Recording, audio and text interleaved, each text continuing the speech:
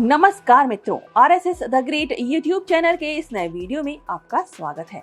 इस वीडियो में हम बात करेंगे पंडित जवाहरलाल नेहरू के बारे में। देश को आजादी मिलने के बाद वो कौन से कारक थे जिसके कारण प्रधानमंत्री पद पर पंडित नेहरू का चयन किया गया था, जबकि इस पद की दौड़ में सरदार पटेल भी थे।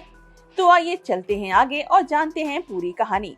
भारत की आजादी के लिए लंबे संघर्ष और अगणित बलिदानों के बाद अंग्रेज देश छोड़ने के लिए मजबूर हो गए।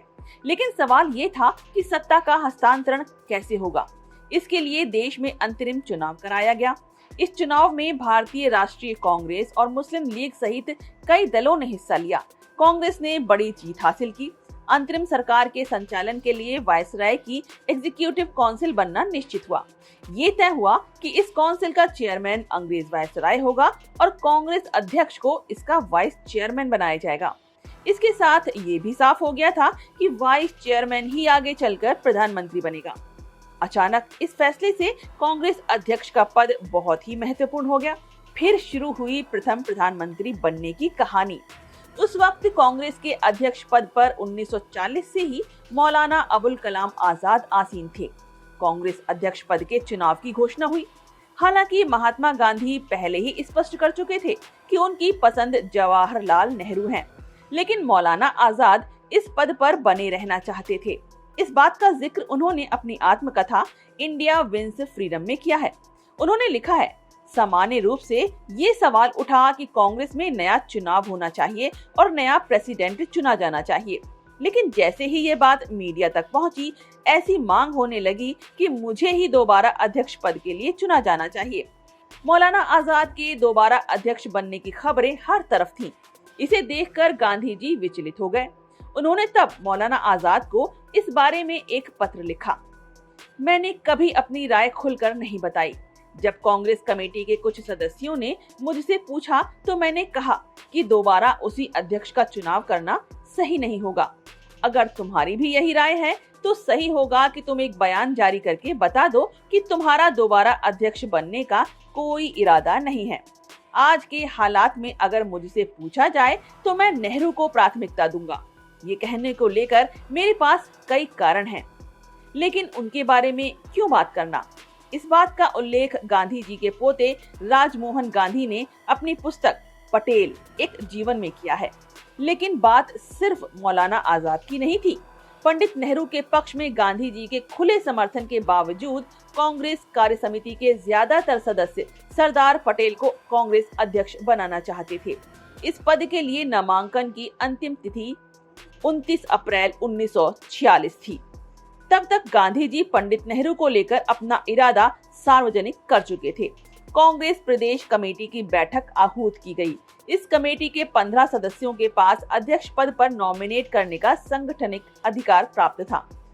15 में से 12 सदस्यों ने सरदार पटेल को अध्यक्ष पद के लिए नॉमिनेट किया। बाकी 3 ने किसी का नाम भी आगे नहीं बढ़ाया। यहाँ ध्यान देने वाली बात ये थी कि पंडित नेहरू का नाम किसी भी सदस्य ने आगे नहीं बढ़ाया। महात्मा गांधी के मनोभावों के मद्देनजर आचार्य जेबी कृपलानी ने थोड़ा प्रयास किया। इसके बाद कांग्रेस कार्य समिति के कुछ सदस्यों ने पंडित नेहरू का नाम आगे बढ़ाया। हालांकि प्रदेश कांग्रेस कमेटी के एक सदस्य ने भी उनके नाम पर मुहर लगाई। यहाँ पर गांधी जी ने पंडित नेहरू से पूछा, प्रदेश कांग्रेस कमेटी के किसी सदस्य ने तुम्हें नॉमिनेट नहीं किया, सिर्फ कांग्रेस कार्य समिति ने किया है। इस पर पंडित नेहरू चुप्पी साधे रहे। इसके बाद गांधी जी ने कहा, नेहरू दूसरे नंबर का पद कभी नहीं लेगा। फिर उन्होंने सरदार पटेल से नामांकन वापस लेने के लिए कहा।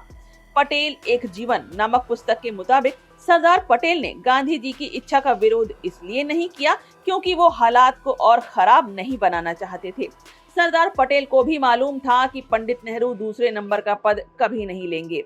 उस वक्त कांग्रेस के अंदर सरदार पटेल की तरह ही सोचने वाले ज्यादातर लोग थे, इसलिए सभी ने पटेल का ही नाम आगे बढ़ाया। लेकिन पार्टी में गांधी का नैतिक प्रभाव ज्यादा था। सभी लोग गांधी जी की इच्छा को आदेश के समान मानते थे। गांधी जी संगठन से परे ही रहे, लेकिन कांग्रेस कार्य समिति में उनकी मर्जी चलती थी। यही वजह थी कि सभी ने गांधी जी की पसंद को स्वीकारा। पत्रकार दुर्गा दास ने अपनी पुस्तक India from Curzon to Nehru and after में लिखा है कि इस वाकये के बाद डॉक्टर राजेंद्र प्रसाद ने दुख जताया था। उन्होंने कहा था कि एक बार फिर गांधी जी ने ग्लैमरस नेहरू के लिए अपने वफादार सिपाही को दांव पर लगा दिया।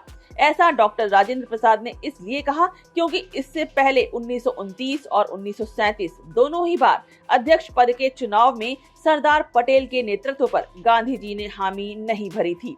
इसके बाद से ही सवाल उठते रहे कि गांधी जी ने सरदार पटेल की बजाय पंडित नेहरू को क्यों चुना। गांधी जी की निकटता तो पटेल से थी, लेकिन उन्हें पता था कि भारत बहुभाषी बहुधार्मिक देश है। उन्हें लगता था कि पटेल का किसी एक धर्म की तरफ झुकाव है और इससे आगे चलकर विस्फोटक स्थिति पैदा हो सकती है, देश में तनाव बढ़ सकता है। यही वजह है कि उन्होंने पंडित नेहरू को तरजीह दी थी। गांधी जी का मानना था कि कांग्रेस में अकेले नेहरू अंग्रेज थे और अंग्रेजी हुकूमत को वो सरदार पटेल से बेहतर तरीके से चला सकते थे। दरअसल पंडित नेहरू के अलावा गांधी जी किसी को भी काबिल नहीं मानते थे।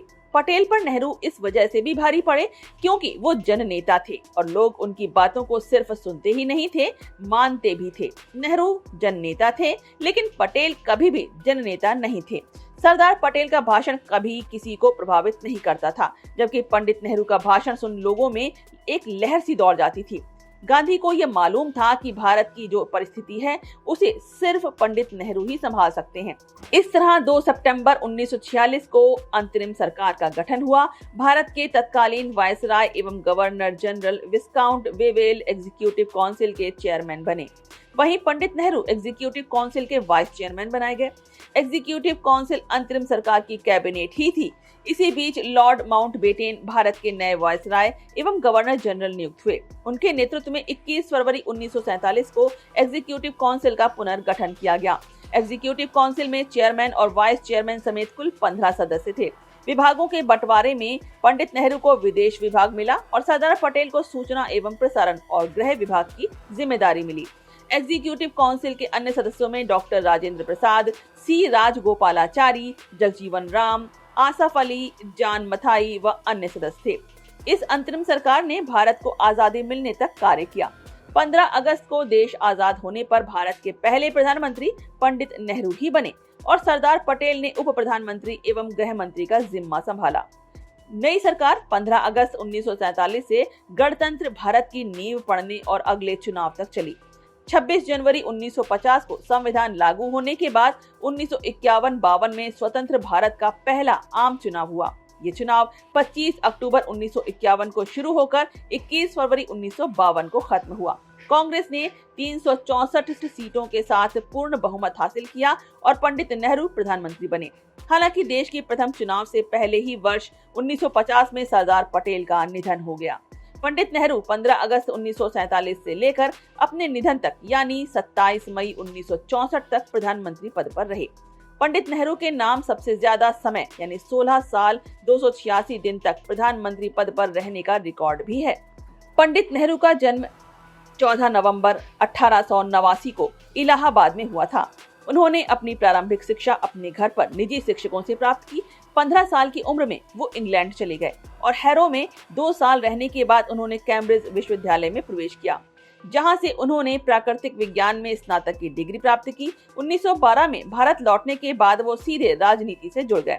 यहाँ तक कि छात्र जीवन के दौरान भी वो विदेशी हुकूमत के अधीन देशों के स्वतंत्रता संघर्ष में रुचि रखते थे। उन्होंने आयरलैंड में हुए सिन फेन आंदोलन में गहरी रुचि ली थी। वर्ष 1916 में वो गांधी जी से पहली बार मिले, जिनसे वो काफी प्रेरित हुए। उन्होंने 1920 में उत्तर प्रदेश के प्रतापगढ़ जिले में पहले किसान मार्च का आयोजन किया। 1920-22 के असहयोग आंदोलन के सिलसिले में उन्हें 2 बार जेल भी जाना पड़ा। पंडित नेहरू सितंबर 1923 में अखिल भारतीय कांग्रेस कमेटी के महासचिव बने। 1928 में लखनऊ में साइमन कमीशन के खिलाफ एक जुलूस का नेतृत्व करते हुए उन पर लाठी चार्ज किया गया था। उन्हें 1930 और 35 के दौरान नमक सत्याग्रह एवं कांग्रेस के अन्य आंदोलनों के कारण कई बार जेल जाना पड़ा। उन्होंने 14 फरवरी 1935 को अल्मोड़ा जेल में अपनी आत्मकथा का लेखन कार्य पूर्ण किया।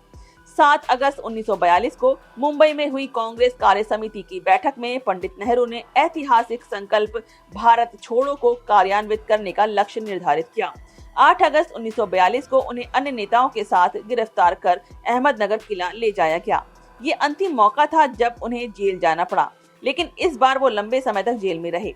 पंडित नेहरू पहली बार 1929 में कांग्रेस के अध्यक्ष चुने गए थे। इसके बाद भी वो अध्यक्ष पद पर कई बार चुने गए। आजादी के बाद वो 1951 से 1954 तक अध्यक्ष पद पर रहे और अंत में। मित्रों, ये वीडियो आपको कैसा लगा, ये कमेंट बॉक्स में लिखकर हमें जरूर बताइएगा और जाते जाते इस चैनल को सब्सक्राइब और लाइक करना बिल्कुल ना भूलें। धन्यवाद।